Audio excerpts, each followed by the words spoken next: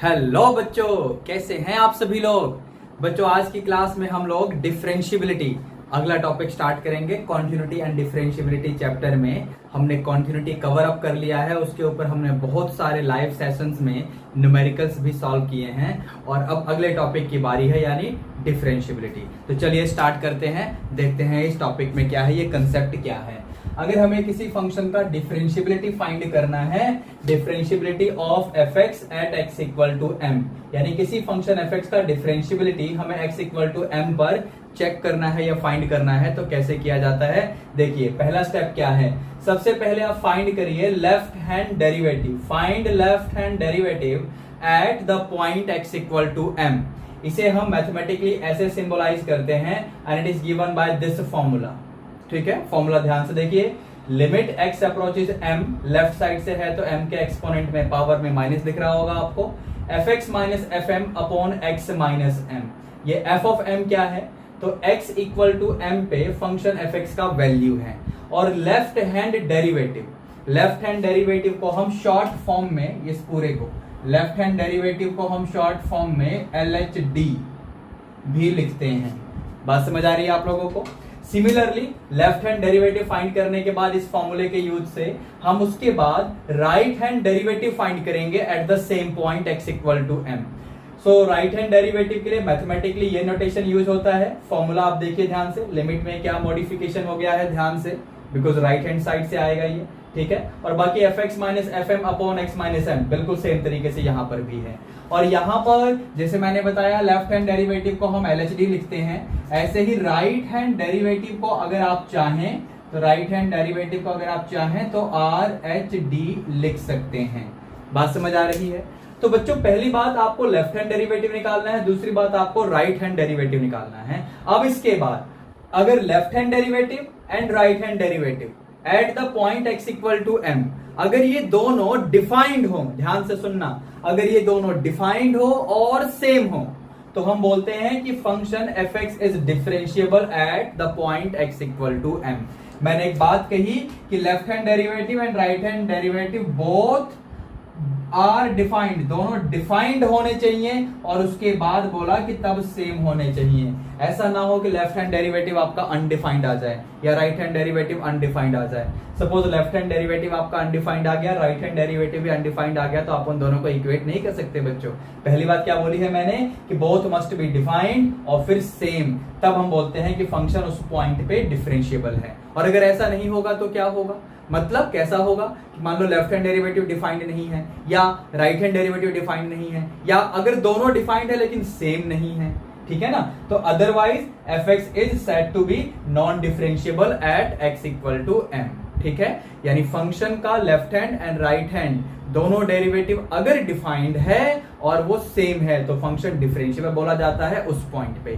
तो अब इस कंसेप्ट को एलोबरेट करने के लिए यहां पर मैं एक दो न्यूमेरिकल लेने वाला हूं। पहले इस क्वेश्चन को कवर अप करते हैं, फिर एक और क्वेश्चन लेंगे आपके लिए। तो आइए बच्चों देखते हैं इस फंक्शन में क्या करना है हमें। We have to check the differentiability of fx at x equal to 2 where the function is given like this। ठीक है, तो हम सबसे पहले इसमें क्या करेंगे, हम इसमें लेफ्ट हैंड डेरिवेटिव फाइंड करेंगे। ठीक है, इसका सॉल्यूशन हम स्टार्ट कर लेते हैं। तो लेफ्ट हैंड डेरिवेटिव मैं फाइंड करूंगा 2 पे। आप इसे चाहे तो LHD लिख सकते हैं, ये आपकी मर्जी है बच्चों।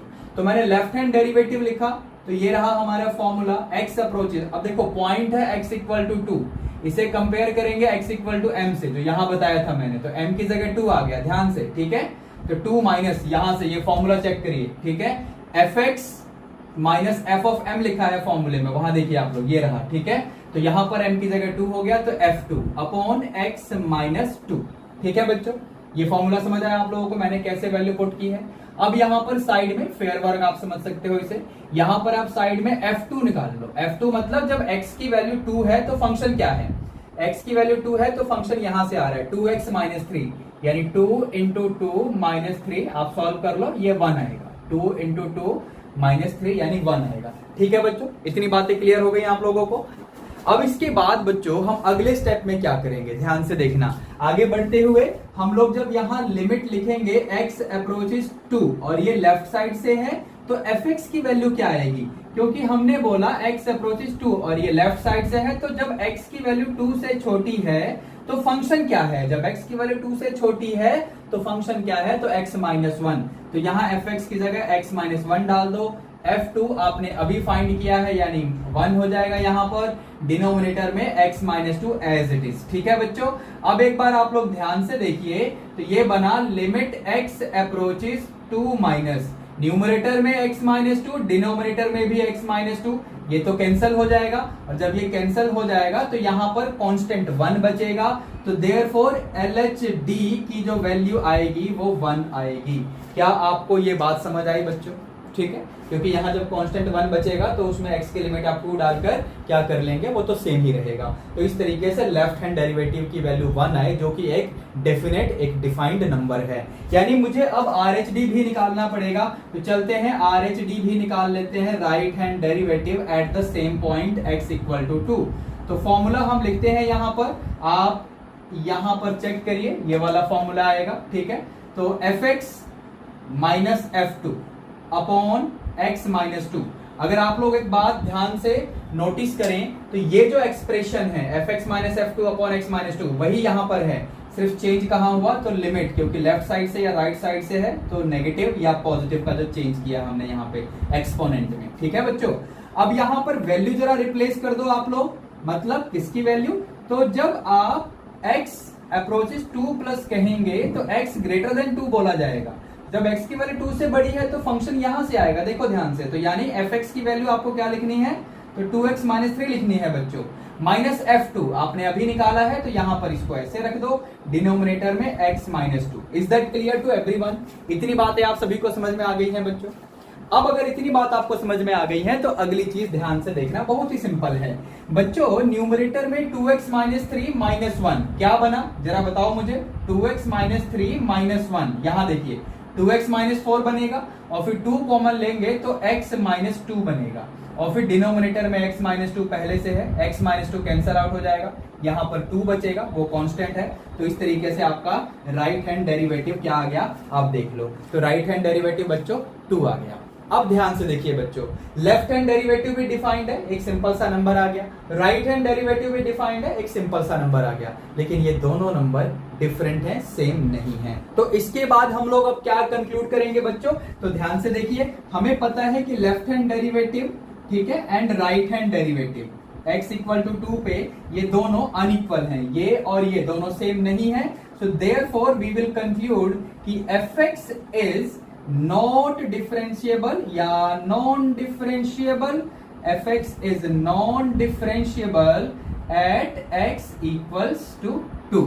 यानी क्योंकि left hand derivative and right hand derivative दोनों ही सेम नहीं है, तो इसीलिए फंक्शन fx आपका x इक्वल टू 2 पे डिफरेंशिएबल नहीं है। Is that clear to everyone? इतनी बात आप सभी को अगर समझ में आ गई है बच्चों, तो इसका आप स्क्रीनशॉट लेकर इसे नोट डाउन कर लें। ठीक है बच्चों, तो चलिए आप चलते हैं अगले न्यूमेरिकल की तरफ। ठीक है, एक और क्वेश्चन लेते हैं इस टाइप का। ओके बच्चों, तो बच्चों अब हम इस क्वेश्चन को सॉल्व करते हैं। क्या है इस क्वेश्चन में, चलिए देख लेते हैं। We have to check the differentiability of fx equal to this function where this represents a greatest integer function at x equal to 1। So before I proceed to solve this numerical, थोड़ी सी बातें मैं आपको greatest integer function के बारे में बता देता हूं, थोड़ा ब्रीफ हो जाएगा आपके लिए। देखिए, अगर fx equal to greatest integer function है तो किस तरीके से काम होता है। अगर x की जगह मैंने कोई इंटीजर डाला, सपोज 1 डाला, तो 1 इंटीजर है, आपको आंसर इंटीजर ही मिलेगा बच्चों। अगर मैंने यहाँ सपोज 1.3 डाला, 1.3 इंटीजर नहीं है, तो फिर 1.3 से जस्ट स्मॉलर इंटीजर कौन सा है, तो वो 1 है। कैसे पता चला मुझे, ये रहा नंबर लाइन, ये रहा 1.3, 1.3 के जस्ट पीछे कौन सा इंटीजर मिलेगा, तो 1, तो 1 आपका आंसर हो गया। ग्रेटेस्ट इंटीजर फंक्शन इस तरीके से काम करता है। अगर यहां मान लो मैंने डाला होता -3.1, ठीक है, -3.1, तो यहां पर आप कैसे करते, तो -3.1 क्या जवाब होगा इसका, इसका आंसर क्या आएगा, आप यहां देखिए, ये रहा -3.1, तो इसके जस्ट लेफ्ट में यानी स्मॉलर इंटीजर कौन सा है, तो -4, तो ये रहा आपका आंसर -4। तो इस तरीके से आपका ग्रेटेस्ट इंटीजर फंक्शन काम करता है। इंटीजर इनपुट करोगे तो वही इंटीजर वापस मिलेगा, अगर इंटीजर इनपुट नहीं करोगे तो क्या मिलेगा, तो जो भी नंबर आपने इनपुट किया उससे जस्ट स्मॉलर वाला जो इंटीग्रल वैल्यू होगा वो आपको वापस मिल जाता है रिजल्ट में यानी आउटपुट में। तो ये तो मतलब ग्रेटेस्ट इंटीजर फंक्शन का इस तरीके से नेचर होता है। अब हमारे क्वेश्चन में हमें x इक्वल टू 1 पे फंक्शन का डिफरेंशिएबिलिटी चेक करना है। तो सबसे पहले यहां पर मैं सॉल्यूशन जब स्टार्ट करूंगा तो सबसे पहले मैं f ऑफ 1 निकाल के रख लेते हैं पहले ही, ठीक है ना। तो f ऑफ 1 यानी greatest integer of 1 that is 1 itself, क्योंकि 1 तो इंटीजर है। अब इसके बाद बच्चों अगर यहां पर हम लेफ्ट हैंड डेरिवेटिव फाइंड करें तो कैसे होगा, ध्यान से देखिए। 1 पे फाइंड कर रहे हैं, ये फॉर्मूला आप ध्यान से देखिए, इतना तो अब आप लोग कोरिलेट कर सकते हैं। अभी मैंने एक क्वेश्चन भी आपको कराया है इसी टाइप का। तो अब यहां पर अगर हम वैल्यूज पुट करना स्टार्ट करें, ध्यान से देखना आप लोग, ठीक है। fx यानी ग्रेटेस्ट इंटीजर ऑफ x, ठीक है। f1 मैंने अभी ऊपर फाइंड किया है, ध्यान से ये रहा, और डिनोमिनेटर में x माइनस 1। अब ये मत सोचना कि ये x माइनस 1 और ये भी x माइनस 1 कैंसिल हो गया, क्योंकि ये सिंपल ब्रैकेट तो है, ये सिंपल ब्रैकेट तो दिख रहा है आपको, लेकिन असल में ये ग्रेटेस्ट इंटीजर फंक्शन को रिप्रेजेंट कर रहा है। तो अब इसको सॉल्व कैसे करेंगे, ध्यान से आप टेक्निक सीखिए। यहां पर हमें लिमिट चेंज शो करना चाहिए ताकि हम लोग चीजों को अंडरस्टैंड कर पाए। मैंने x की जगह 1 माइनस h पुट किया इस लिमिट के कारण, ठीक है। और क्योंकि x का लिमिट 1 है तो ऑफ कोर्स h का लिमिट 0 हो जाएगा बच्चों। अब यहां ध्यान से सुनना, अगर मैं आपसे कहूं कि greatest integer of x means now greatest integer of 1 minus h where h is very very small, it is almost 0, h is very very small, it is almost 0। Almost 0 का मतलब इक्वल्स टू 0 नहीं होता है बच्चों। तो इसका मतलब 1 minus h जो होगा, यहां देखिए नंबर लाइन ये रहा 1, ठीक है। तो 1 माइनस h बेसिकली यहां पर कहीं होगा, यहां कहीं होगा 1 माइनस h, ठीक है, लेफ्ट हैंड साइड से। तो 1 माइनस h का अगर अब आपको ग्रेटेस्ट इंटीजर वैल्यू चाहिए ना बच्चों, तो ये आपको यहां पर 1 माइनस h के लेफ्ट का पहला इंटीजर यानी 0 यहां पर पहुंचा देगा। और अगर ये यहां पहुंचाएगा तो आपको समझ में आ रहा होगा कि इसकी वैल्यू यहां 0 होने वाली है, याद रखना। इसका हम यहां पर यूज करेंगे, इधर आ जाइए। तो ये लिमिट वाला सारा काम मैंने अभी आपको बता दिया है। यहां पर h approach is 0, greatest integer of x यानी greatest integer of 1 minus h, क्योंकि x की जगह आपने 1 माइनस h अभी पुट किया है, minus 1 as it is. x minus 1 की वैल्यू यहां से निकाल लो, x माइनस 1 साइड चेंज कर दो तो माइनस h आएगा बच्चों। अब यहां ध्यान से देखना कि न्यूमरेटर में जो ग्रेटेस्ट इंटीजर फंक्शन है 1 माइनस h का, उसकी वैल्यू क्या आएगी, मैंने अभी आपको समझाया। तो 0 माइनस 1 अपॉन माइनस h, ठीक है बच्चों। अब यहां पर ध्यान से इस फंक्शन को जरा सिंप्लीफाई करिए, माइनस माइनस कैंसिल हो जाएगा, 0 माइनस 1 यानी माइनस 1 अपॉन माइनस h यानी 1 upon h। Now this expression that is 1 upon h cannot be further simplified, तो हम डायरेक्टली h की लिमिट यहाँ 0 जब पुट करेंगे तो हमें क्या मिलेगा, हमें मिलेगा 1 upon 0 which is basically not defined, 1 upon 0 which is basically not defined। तो आपको क्या मिला बच्चों, आपको मिला लेफ्ट हैंड डेरिवेटिव एट 1, आपको मिला left hand derivative at 1 is equal to 1 upon 0 which is not defined। और आपको थोड़ी देर पहले मैंने डिफरेंशिएबिलिटी समझाते हुए यही बताया था कि left hand derivative and right hand derivative दोनों ही डिफाइंड होने चाहिए और सेम होने चाहिए, तब हम बोलते हैं फंक्शन डिफरेंशिएबल है, अदरवाइज डिफरेंशिएबल नहीं होता।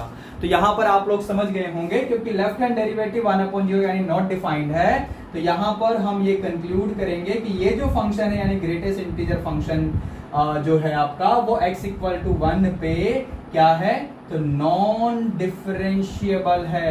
fx is non differentiable at the point x equal to 1। So is that clear to every student here, ठीक है। अगर आप सभी को समझ में आ गया है तो आप स्क्रीन पॉज करके इसको नोट डाउन कर लें। ये सारी चीजें मैंने रिकैप के लिए आपको बताई थी बच्चों ग्रेटेस्ट इंटीजर फंक्शन के बारे में। यानी फेयर सॉल्यूशन किधर है, ये रहा आपका फेयर सॉल्यूशन कंप्लीट, ठीक है। अब आप लोग इसे नोट डाउन कर सकते हैं, ठीक है। चलते हैं अब अगले न्यूमेरिकल की तरफ। एक और न्यूमेरिकल ले लें या पहले एक कंसेप्ट बता दूं आपको, चलिए एक कंसेप्ट बताते हैं, उसके बाद अगला न्यूमेरिकल लेते हैं, ठीक है बच्चों। ध्यान से वेट करना।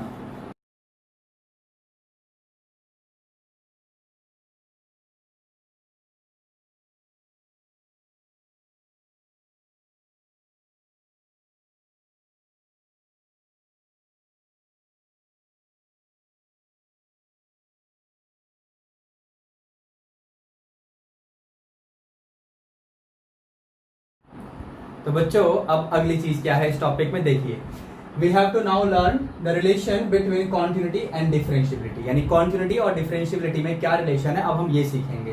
तो यहाँ पर मैंने कुछ पॉइंट्स लिखे हुए हैं, एक बार हम पढ़ते हैं, मैं आपको फिर एलोबरेट करता हूँ। If a function is differentiable at a point then it is continuous at that point as well. मतलब अगर कोई फंक्शन है fx, ठीक है, अगर कोई फंक्शन है fx और सपोज x इक्वल टू किसी पॉइंट m पे हम उसको डिफरेंशिएबल प्रूव कर चुके हैं, ठीक है। अगर कोई फंक्शन fx है और उसे x इक्वल टू m पे डिफरेंशिएबल प्रूव किया जा चुका है, तो वो function x equal to m वाले पॉइंट पे पक्का कॉन्टिन्यूअस होगा। ये बात कही गई है पॉइंट 1 में। If a function is differentiable at a point then it is continuous at that point as well. Clear है सभी को? अगला पॉइंट क्या है? If a function is non differentiable at a point then it may और may not be continuous at that point. यानी कोई function fx किसी point x equal to m पे अगर डिफरेंशिएबल नहीं है तो उस पॉइंट पे वो कॉन्टिन्यूअस हो भी सकता है या डिसकॉन्टिन्यूअस भी हो सकता है। मतलब ये हुआ, अगर पॉइंट 1 एंड पॉइंट 2 की मैं बात करूं, कंबाइन करने की कोशिश करूं, तो डिफरेंशिएबिलिटी फंक्शन की कॉन्टिन्यूटी को पहले से ही डिसाइड कर देती है कि अगर कोई फंक्शन किसी पॉइंट पे डिफरेंशिएबल है तो उस पॉइंट पे वो कॉन्टिन्यूअस भी होगा। लेकिन अगर कोई फंक्शन नॉन डिफरेंशिएबल है तो हो सकता है कि वो फंक्शन उस पॉइंट पे कॉन्टिन्यूअस हो या डिसकॉन्टिन्यूअस हो, हमें उस बारे में पता चलेगा जब हम चेक करेंगे। लेकिन अगर फंक्शन डिफरेंशिएबल है तो पहले से ही पता होगा कि वहां पर वो फंक्शन, वहां पर यानी उस पॉइंट पर वो फंक्शन पक्का कॉन्टिन्यूअस है, ठीक है। जिस पॉइंट पर डिफरेंशिएबल उस पॉइंट पे कॉन्टिन्यूअस तो पक्का होगा, लेकिन जिस पॉइंट पे नॉन डिफरेंशिएबल वहां कॉन्टिन्यूअस हो भी सकता है या नहीं भी हो सकता। अगला पॉइंट क्या बोला हुआ है, देखिए, if a function is continuous eight a point, अगर कोई फंक्शन किसी पॉइंट पे कॉन्टिन्यूअस है देन इट मे और may not B differentiable at that point. यानी अगर कोई फंक्शन किसी पॉइंट पे कॉन्टिन्यूअस है तो उस पॉइंट पे वो डिफरेंशिएबल हो भी सकता है, नहीं भी हो सकता, डिपेंड करता है फंक्शन कैसा है, पॉइंट कौन सा है। अगला पॉइंट क्या लिखा हुआ, चौथा and last point, if a function is discontinuous at a point then it is non differentiable at that point. अगर कोई फंक्शन किसी पॉइंट पे पक्का डिसकॉन्टिन्यूअस है तो उस पॉइंट पे वो पक्का नॉन डिफरेंशिएबल भी होगा। ये बात लिखी गई है चौथे पॉइंट में। अब इन सब बातों को अगर आप समझ गए हैं बच्चों, तो चलिए यहाँ पर एक न्यूमेरिकल है, इसको सॉल्व करते हैं। मीनवाइल मुझे इन चीजों को रब करने की जरूरत पड़ सकती है, तो आप लोग चाहें तो पहले इसका स्क्रीनशॉट ले लें ताकि आप इसे नोट कर पाएं। ठीक है बच्चों, ठीक है। चलिए अब अपने न्यूमेरिकल में वापस लौटते हैं। हमारा न्यूमेरिकल क्या है, क्वेश्चन नंबर 3 आज का। फंक्शन के लिए, ये फंक्शन fx है, इसके लिए मुझे a और b की वैल्यू फाइंड करनी है और कंडीशन गिवन है कि this function is differentiable at x equal to 1। आपको मैं यहां पर लेकर आ रहा हूं, देखो, अगर कोई फंक्शन किसी पॉइंट पे डिफरेंशिएबल है तो उस पॉइंट पे वो पक्का कॉन्टिन्यूअस है। बात समझ आई आप लोगों को? तो चलिए सबसे पहले सॉल्यूशन शुरू करते हुए यही लिख दो, because f is differentiable, because f is differentiable at x equal to 1, therefore f is continuous। यही बात मैं कह रहा हूं जब से कि अगर डिफरेंशिएबल है किसी पॉइंट पे तो पक्का कॉन्टिन्यूअस भी होगा, गारंटी है ये। f is differentiable at x equal to 1, then f is continuous at this point also। और अगर ऐसा है तो फिर f of 1 will be same as LHL will be same as RHL। ये बात तो आप लोगों को पता होगी, हमने बहुत न्यूमेरिकल्स लिए हैं लाइव सेशन में भी और रिकॉर्डिंग लेक्चर 1 में भी, जो इस चैप्टर का पहला रिकॉर्डिंग था, आपको याद हो तो। उसके बाद तो हमने लाइव सेशन लिए थे क्वांटिटी के ऊपर। तो अब यहाँ पर अगर मैं f1 की वैल्यू निकालना चाहूंगा तो यहां से आएगी, तो f1 की वैल्यू क्या आएगी, ध्यान से देखो बच्चों। तो f1 आपका आएगा यहां से 2x + 1, 2 × 1 + 1 यानी 3। अब यहां पर RHL निकालने से तो बेनिफिट होगा नहीं क्योंकि 1 पे है, तो यहीं से फंक्शन बन जाएगा। तो मैं इसलिए अब यहां पर ना LHL निकाल लेता हूं। तो LHL x अप्रोचेज 1 से छोटा, फंक्शन का डेफिनेशन क्या है, तो ax² + b। Now it is a very simple expression, ये कोई मीनिंगलेस फॉर्म, इनडिटर्मिनेट फॉर्म नहीं बनाएगा, इनडिटर्मिनेट फॉर्म बिल्कुल नहीं बन रहा है। तो x की लिमिट डायरेक्टली आप 1 पुट कर दीजिए, a × 1² + b। तो ये आपका क्या बन जाएगा बच्चों, ये बनेगा a + b।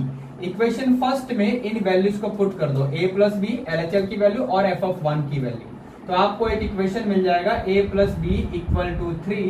इक्वेशन नंबर 2 बोलिए, ध्यान से इसको आप कैरी करके आगे चलेंगे। अब जरा इधर वाले पोर्शन पे आते हैं, और मैंने कहा था इसे मुझे रब करना पड़ सकता है, तो इसको रब कर देते हैं और फिर हम आगे देखते हैं इस क्वेश्चन में हम क्या करेंगे।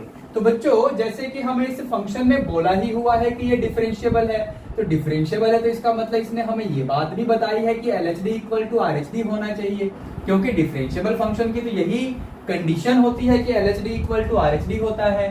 तो हम यहाँ पर लिखेंगे LHD at x equal to 1, ठीक है, will be equal to RHD at x equal to 1। और ऐसा हम इसलिए कह रहे हैं क्योंकि क्वेश्चन में बोला हुआ था ना कि डिफरेंशिएबल है एट x इक्वल टू 1 में।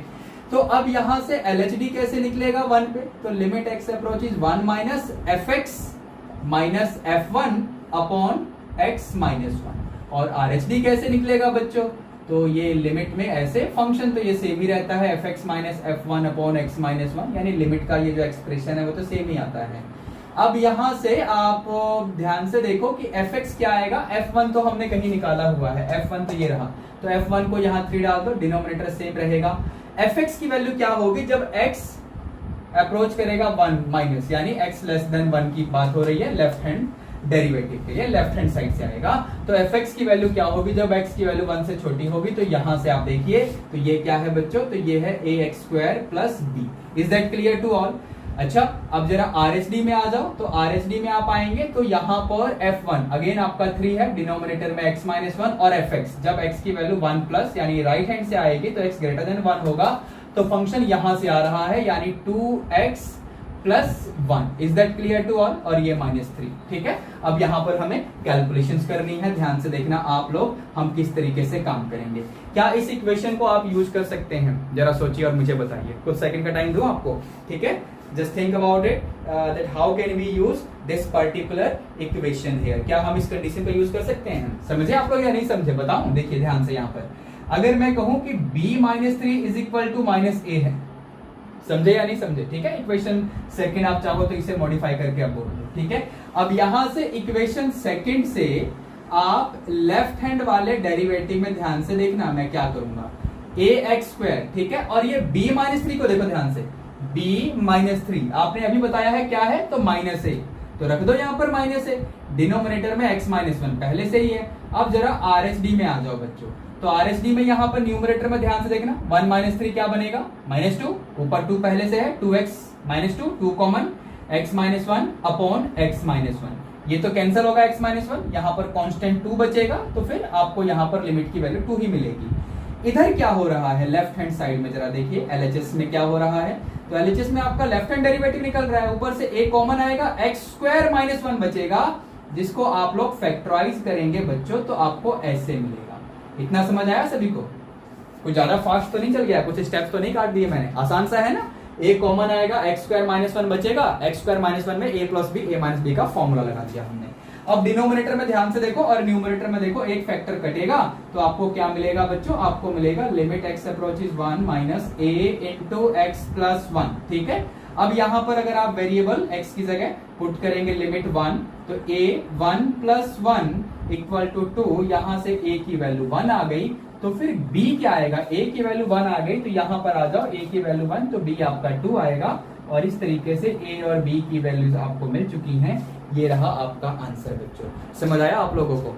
तो अब इस फंक्शन में क्या था, इस क्वेश्चन में क्या था, डिफरेंशिएबल बोला गया था, लेकिन हमने डिफरेंशिएबिलिटी से कॉन्टिन्यूटी की कंडीशन निकाल कर, क्योंकि हमने रिलेशन सीखा अभी, तो डिफरेंशिएबिलिटी से कॉन्टिन्यूटी की कंडीशन निकाल कर हमने यहाँ पर कॉन्टिन्यूटी वाला रिलेशन भी यूज किया, कॉन्टिन्यूटी वाला जो कंडीशन होता है वो भी यूज किया, और डिफरेंशिएबिलिटी वाला कंडीशन भी यूज किया, और तब जाके इस क्वेश्चन को हम कंप्लीट कर पाए। तो यहां से क्वेश्चन स्टार्ट हुआ है, इसके बाद इधर गया है, आप लोग इसका स्क्रीनशॉट लेकर इस पूरे को फेयर कर लेना अपनी नोटबुक में। तो बच्चों अब मिलते हैं इसके बाद अगले लेक्चर में। अगला लेक्चर रिकॉर्डिंग वाला जब आएगा आपको पता चल जाएगा, 2 दिन या 3 दिन बाद, तब तक हम लोग लाइव सेशंस लेंगे। इनफैक्ट इस बार रिकॉर्डिंग वाला लेक्चर जल्दी आ सकता है, क्योंकि डिफरेंशिएबिलिटी वाला जो टॉपिक है इतना बड़ा टॉपिक नहीं है, डिफरेंशिएशन बड़ा टॉपिक है, तो रिकॉर्डिंग वाला जो लेक्चर आएगा वो डिफरेंशिएशन के ऊपर आएगा। तब तक के लिए अगर आप लोग इस चैनल पे नए हैं, पहली बार देख रहे हैं, आपको वीडियो अच्छा लगा हो तो चैनल को सब्सक्राइब कर लो, वीडियो को लाइक कर दो, और अपने सभी दोस्तों को शेयर कर दो। कम से कम 3 दोस्तों को शेयर करने के लिए बोलता रहता हूं मैं आपको, अच्छा रहता है, ये चेन बढ़ती जाए और आप लोग इस ज्ञान के प्रकाश को लेकर आगे बढ़ते रहें। तो चलो बच्चों, मिलते हैं अब अगले लेक्चर में। Take care.